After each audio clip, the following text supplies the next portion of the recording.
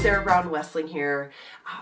So I've been doing a lot of thinking about a question that I responded to in an Ask Sarah column quite a while ago, but it just seems pertinent again, so I really wanted to come back to it. The question writer asks, "Dear Sarah, how do you have conversations in class about topics that are uncomfortable, sincerely tough conversations?" There is no doubt that there are tough conversations happening all over right now. So if you are a teacher who is feeling like you are having to have tough conversations in your classroom, first of all, know that you're not alone. And honestly, this is part of the fabric of what a classroom is all about.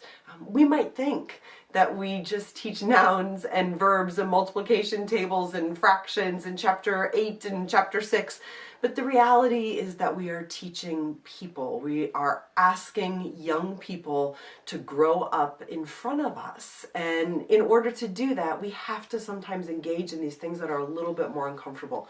So if you find yourself in that space, here are a few ways to think about getting started. The first one is to start today, right? Tough conversations don't happen the moment you walk into them.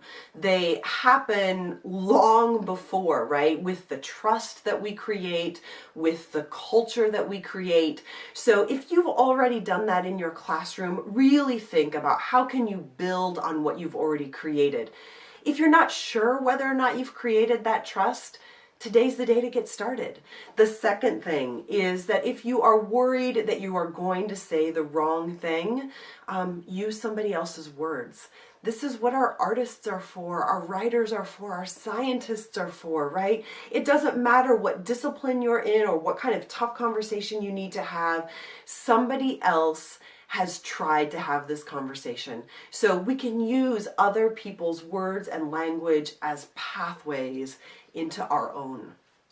And the third thing is not to look for answers. These are not conversations about answers. These are conversations about creating space, right? We want our students to be able to ask their own big questions. We want them to be able to wrestle with their own ideas. Because I know that you already know this, but our job is not to teach kids what to think, it's to teach them how to think. And the only misstep in a tough conversation is to not have one at all.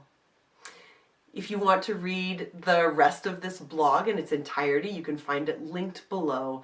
And as always, together with Teacher to Teacher, we take your questions for Ask Sarah on Twitter, Facebook, Instagram, or you can visit my website under the Ask Sarah tab at sarahbrownwessling.com.